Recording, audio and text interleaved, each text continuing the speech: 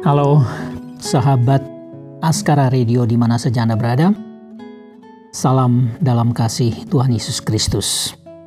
Saya Frederick Magitan kembali lagi bersama Anda di ruang yang sama di dalam acara Dia. Dan pada episode hari ini, sebagaimana biasa kita akan meneruskan perjalanan panjang kita, yaitu belajar dan merenungkan apa saja perkataan Yesus yang diucapkan oleh Yesus sendiri pada waktu pelayanannya di bumi Israel pada 2000 tahun yang lampau. Dan kita sudah berjalan jauh.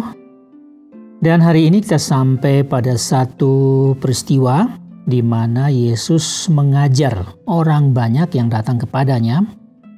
Dan peristiwa ini terjadi di tepi Danau Galilea atau Danau Tiberias. Yesus naik ke atas sebuah perahu yang masih ada di tepi danau dan berdiri di situ atau mungkin duduk sambil mengajar kepada banyak orang yang datang kepadanya. Dan kali ini Yesus banyak mengajar dalam bentuk perumpamaan. Jadi ini satu metode, satu gaya bahasa yang juga Tuhan Yesus pakai untuk mengajar orang lain. Pada episode-episode yang lalu saya sudah jelaskan tentang mengapa Yesus menggunakan perumpamaan sebagai jawaban atas pertanyaan murid-muridnya. Kok selama ini mengajar dengan bagus, biasa, tetapi kali ini kok pakai perumpamaan? Dan Yesus sudah menjawabnya. Saya tidak akan ulang menjelaskan itu lagi. Nah, kita sampai pada satu perumpamaan, ya ini perumpamaan yang pertama yang diucapkan oleh Yesus, yaitu perumpamaan mengenai kerajaan Allah dengan menggunakan perumpamaan penabur. Jadi orang menabur benih di tanah untuk benih ini bisa tumbuh dan akhirnya akan berbuah dan seterusnya. Nah, pada minggu yang lalu kita sudah berbicara tentang bagaimana benih itu ditaburkan di tanah yang disebutkan tanah di pinggir jalan. Jadi dalam perumpamaan ini Yesus mengatakan bahwa kerajaan Allah itu seperti benih. Jadi benih yang ditaburkan orang. Ada yang jatuh di pinggir jalan, lalu benih-benih ini juga ada yang jatuh di tanah yang berbatu-batu, ada juga yang jatuh di semak duri, dan yang terakhir benih itu jatuh di tanah yang baik. Dan semua ada akibatnya. Di pinggir jalan bagaimana, di tanah berbatu-batu bagaimana, kemudian di semak duri bagaimana, dan di tanah yang baik bagaimana.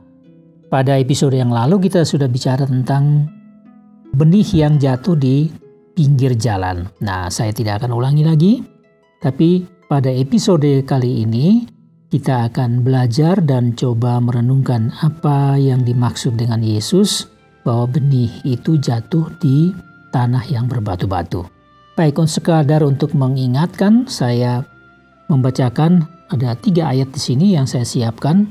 Ya, di atas dasar ayat firman Tuhan inilah kita akan coba belajar untuk mengenal, mengetahui apa makna dan pesan Yesus melalui perumpamaan yang Yesus ajarkan kepada banyak orang. Dan hari ini sampai juga kepada kita, entah sudah yang keberapa kali kita mungkin pernah mendengarkan atau berulang-ulang mendengarkan perumpamaan ini. Baik, dari Matius pasal 13 ayat 5, 20 dan 21. Sebagian jatuh, ya jadi ini benih yang ditaburkan ya oleh penabur itu. Sebagian jatuh di tanah yang berbatu-batu, yang tidak banyak tanahnya.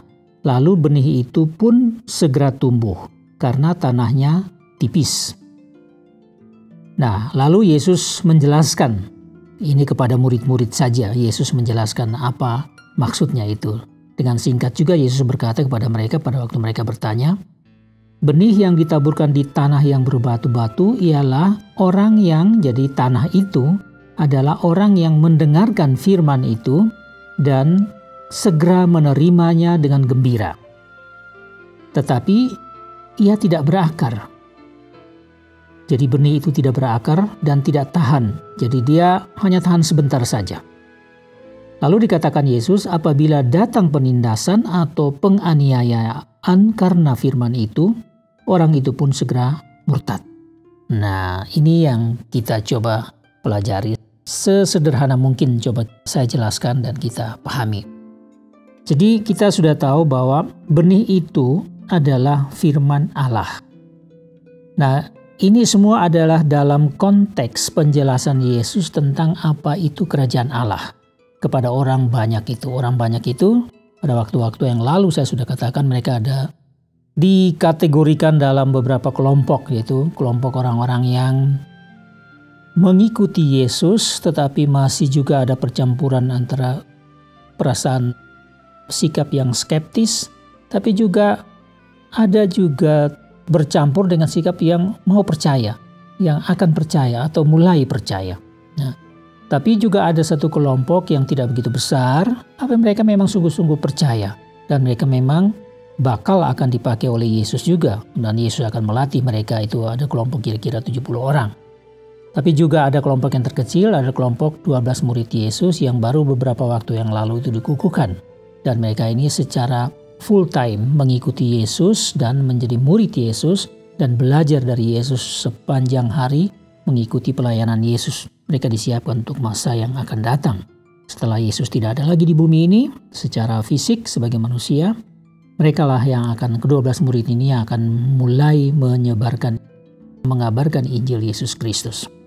Nah, jadi kerajaan Allah, saya singgung sedikit. Jadi kerajaan Allah ini adalah satu kerajaan rohani, ya, dalam tanda kutip satu kerajaan rohani, tetapi yang akan diwujudkan masuk ke dalam situasi fisik di bumi ini. Jadi kerajaan ini, kalau kita menyebutkan kerajaan Allah, yang kita pikirkan itu satu kerajaan yang berasal dari Allah, ya. Kerajaan di mana Allah berada, ya. Jadi istilah kerajaan ini akan memudahkan kita untuk bisa menggambarkan bahwa memang di dalam kerajaan ini ada juga struktur pemerintahan, ya. Ada wilayah di mana ada banyak orang juga ada di situ, ada juga pemerintahan dan tentu saja ada raja yang menguasainya, yang sebagai pemilik kerajaan itu. Jadi kerajaan Allah ini basisnya adalah, yang pertama tadi itu adalah berasal dari Allah, yang kita selalu ingat ini bukan kerajaan yang berasal atau diciptakan oleh manusia yang kita tahu ada di bumi ini. Jadi ini adalah kerajaan yang berasal dari Allah. Juga basis dari kerajaan ini adalah, yang pertama adalah kasih Allah itu sendiri. Kasih yang tidak pernah bisa diukur betapa dalamnya, berapa tingginya, berapa lebarnya, berapa luasnya. Dan dengan bahasa manusia tidak mampu melukiskan dan menjelaskan secara sempurna kasih yang disebut kasih Allah itu. Jadi ini basis dari kerajaan Allah, ya. Kasih yang selalu bertujuan untuk menyelamatkan manusia terutama dari cengkeraman dan perhambaan dosa, ya. Tapi kemudian juga menyejahterakan manusia, membina manusia, membimbing manusia menjadi manusia yang sesungguhnya yang bermartabat dan seterusnya. Nah, yang pertama adalah kasih, yang kedua juga berbasis pada apa yang disebut kebenaran. Tapi ini bukan kebenaran menurut hukum-hukum yang ada di bumi ini, hukum manusia yang diciptakan, diatur, disusun oleh manusia, bukan. Tapi ini adalah kebenaran menurut pandangan Allah. Jadi kebenaran yang dipakai untuk menghakimi saya dikatakan benar atau tidak, kebenaran itu adalah kebenaran yang dari Allah. Jadi Allah sendiri melihat. Walaupun dunia melihat saya benar, tapi belum tentu bahwa Allah melihat saya benar. Atau sebaliknya, walaupun dunia melihat saya salah, ya, tapi belum tentu Tuhan bisa melihat saya benar. Jadi kebenaran Allah ini perlu dipahami oleh manusia, dan inilah sebenarnya salah satu dari basis kerajaan Allah yang didirikan di bumi ini. Yang ketiga adalah kekudusan atau kesucian, karena Allah itu tidak hanya kasih, tapi dia adalah kudus, dia adalah suci. Maka kerajaannya adalah kerajaan yang berbasis pada kesucian Allah. Jadi bukan kesucian menurut rumusan manusia, kesucian menurut formula-formula atau definisi manusia, tetapi kesucian menurut Allah. Karena itulah keadaannya, itulah hakikat Allah, yaitu suci, kudus. Nah, ini adalah basis dari kerajaan Allah. Nah, kalau sulit kita mengerti hal ini, maka Allah sendiri sudah katakan bahwa pada waktu Yesus dibaptis, ada suara dari langit yang mengatakan bahwa inilah anakku yang kukasihi, yang kepadanya aku berkenan. Nah, ada banyak lagi kesaksian Alkitab yang menceritakan siapa Yesus. Maka kepada Yesus inilah Allah Bapa memberikan kekuasaan penuh di dalam kerajaan ini. Dan sekarang kerajaan ini ada di bumi sejak ia hadir di bumi ini. Yesus hadir di bumi ini. Maka kalau kita mau mengerti tentang kerajaan Allah, gampang saja melihat bagaimana Yesus hidup. Apa saja perkataan-perkataan yang keluar dari mulutnya, bagaimana saja sikapnya terhadap dunia, terhadap manusia, terhadap siapa saja, dan juga apa saja perbuatannya yang sebenarnya dia sudah mulai melakukan pada peristiwa ini. Kira-kira sudah 1,5 tahun Yesus melayani di tengah publik, ya. Jadi seluruhnya itu kira-kira 3 tahun. Dan Yesus sudah melayani di pertengahan dari satu periode 3 tahun atau 3,5 tahun ini. Nah, jadi ini kalau kita bicara tentang kerajaan Allah, ya ini sekilas tentang kerajaan Allah yang saya ungkapkan di sini. Nah, sekarang kerajaan Allah ini mau dihadirkan di bumi dan sudah hadir. Dengan hadirnya Yesus, maka orang sebenarnya sudah bisa melihat dan mengerti, mendengar, dan seterusnya tentang apa itu kerajaan Allah yang sebenarnya. Yaitu melihat di dalam diri Yesus.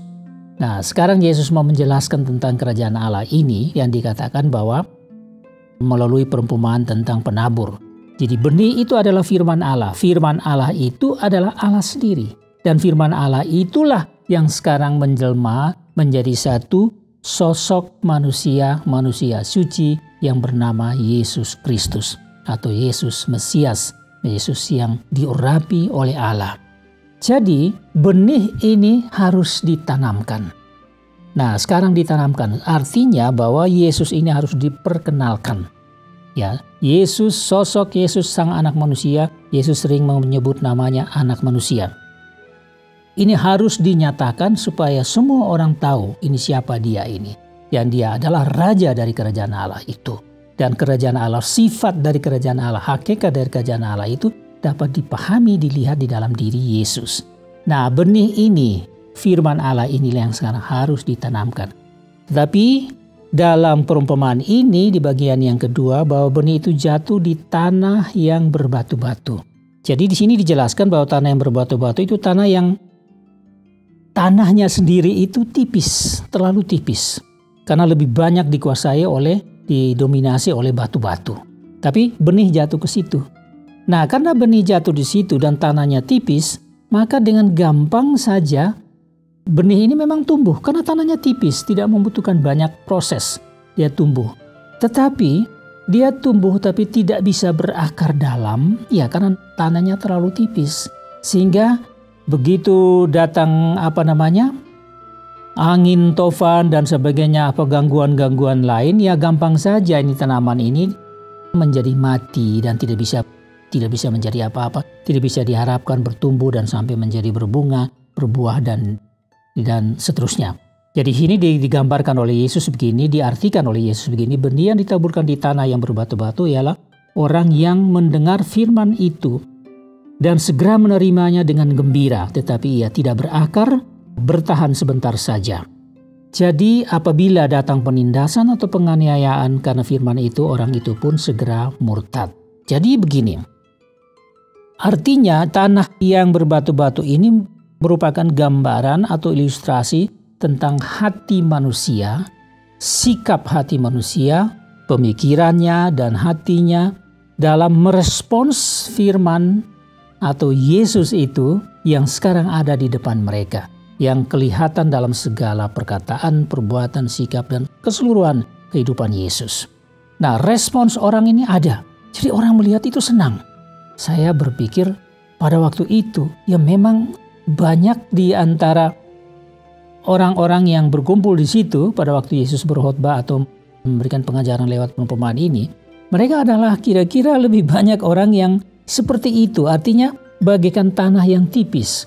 Jadi benih itu jatuh lalu cepat bertumbuh. Jadi mereka gembira, mereka senang, mereka bangga menyambut itu. Tetapi karena tanahnya terlalu tipis, jadi benih itu tidak masuk sampai ke hati mereka. Tapi mungkin enak di sini saja, di kepala, di dalam pemikiran mereka, logika mereka, cara berpikir mereka sambut, ini orang perlu. Ini Yesus ini perlu, dia menyembuhkan orang secara mujizat ya. Dia bisa membuat apa saja. Dulu dia mengubah air menjadi anggur. Jadi banyak mujizat dia buat. Orang sakit disembuhkan, orang yang dirasuk setan diusir keluar setannya dan orang menjadi sembuh dan seterusnya. Jadi dengan gembira orang menyambut dia, meresponi dia sebagai Tuhan dan seterusnya. Jadi ini ada, tetapi sayangnya Yesus ini tidak mereka terima seutuhnya, atau firman ini tidak masuk sedalam-dalamnya, sehingga tidak cukup kuat berakar.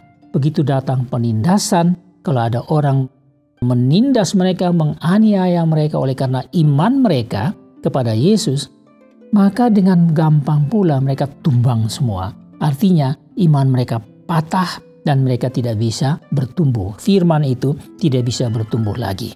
Nah, inilah kondisi orang-orang Israel pada waktu itu. Jadi perumpamaan ini sebetulnya menggambarkan tentang orang-orang Israel atau sekelompok besar orang Israel pada waktu itu. Walaupun mereka ini mengikuti Yesus, beramai-ramai mengikuti Yesus, mereka sama bagaikan tanah yang tipis yang tidak mampu membuat benih itu berakar dan akhirnya mereka tidak punya apa-apa. Akhirnya juga segala sesuatu hilang. Nah, sekarang kita bertanya, kalau begitu ini sampai ke sini, apakah itu mungkin ada? Apakah sifat atau keadaan manusia seperti dulu itu di Israel 2000 tahun yang lampau itu ada pada saat ini? Ya, menurut saya ada. Jadi memang tidak kurang lagi pemberitaan tentang Yesus. Memang kita zaman sekarang ini tidak bisa melihat Yesus secara fisik seperti dulu. Orang-orang Israel itu bisa salaman, bisa berpelukan, ya, bisa berciuman, sama seperti ya adat mereka di sana juga begitu. Kita juga bisa berciuman seperti begitu. Ya, bisa makan bersama-sama dan seterusnya. Kita tidak punya kesempatan semacam itu.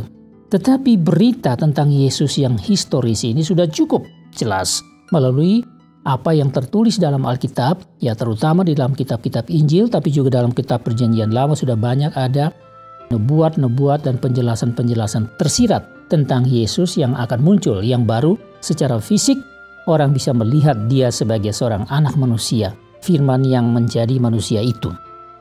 Nah, kita sudah tahu semuanya. Siapa yang tidak tahu sekarang? Tiap hari ada pemberitaan tentang Kristus. Baik itu melalui media secara langsung dan juga dalam kehidupan sehari-hari, orang bisa melihat di dalam diri seseorang, ya sifat-sifat Kristus ada di dalamnya. Tetapi apakah bagaimana dampaknya kepada orang lain? Nah, ini tergantung dari sikap orang. Nah, sikap orang yang seperti tanah yang tipis ini menurut hemat saya masih tetap ada dan akan tetap ada di sepanjang zaman, akan tetap ada.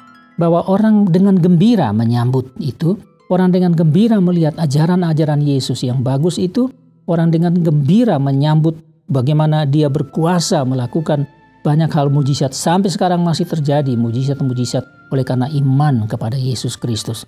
Orang menyambut dengan gembira, tetapi firman itu atau Yesus itu tidak tertanam di dalam hatinya. Sehingga nanti kalau ada penindasan sedikit, ya sudah lari, patahlah imannya, berserahlah dia kepada situasi, dan dia tidak tetap bertahan. Kecuali orang-orang yang tetap bertahan, ya mereka akan semakin kuat dan betul-betul berbuah.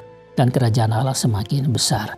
Nah, inilah situasi yang menjadi mungkin pada hari ini menjadi pembelajaran sekaligus menjadi reminder bagi kita yang telah mendengarkan tentang Yesus. Bagaimana respons kita? Apakah kita hanya seperti tanah yang tipis, yang sekedar menyambut dengan gembira, kemudian lepas lagi? Jadi puas di kepala ini, ya namanya pengetahuan tentang Yesus, pengetahuan tentang apa saja kan pasti menyenangkan.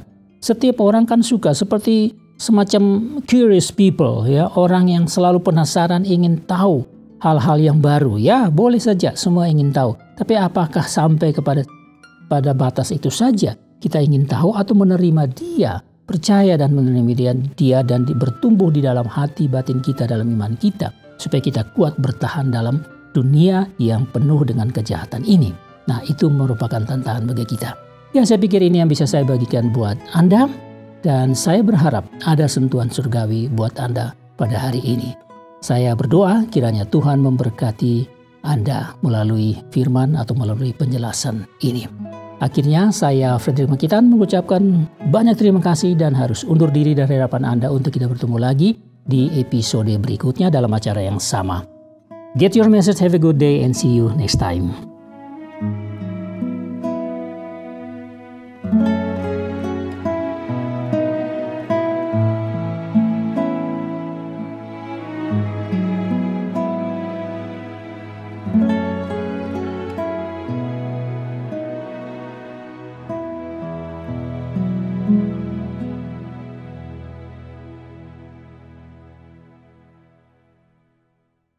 Terima kasih Anda sudah mengikuti program kami. Jika Anda diberkati, jangan lupa like, komen, dan share supaya Anda tidak ketinggalan setiap program terbaru kami. Jangan lupa juga untuk subscribe channelnya dan nyalakan loncengnya. Jika Anda ingin mendukung pelayanan kami, bisa melalui rekening kami berikut ini atau menghubungi kami di sini.